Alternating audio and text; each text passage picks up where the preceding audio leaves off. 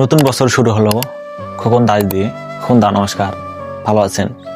দীপু দাসের পর ধারাল অস্ত্র দিয়ে কুপিয়ে পেট্রোল ঢেলে আগুন ধরিয়ে দেওয়া শরৎপুরে ঔষধ ব্যবসায়ী খোকন চন্দ্র দাস 4 দিন হাসপাতালে বিছানায় ছিলেন। কঠিন যন্ত্রণা সহ্য করতে না পেরে অবশেষে মারা যায়। ওপারে ভালো থাকবেন দাদা, দুঃখ ছাড়া আর কিছু করার নেই।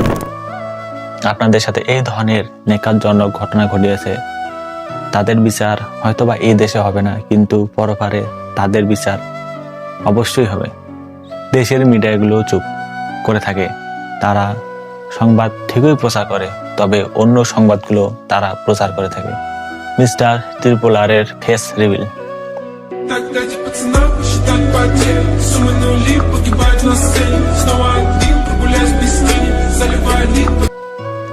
যমুনা টিভিও চুপ, তারা এগুলো সংবাদ কখনোই প্রচার করে না।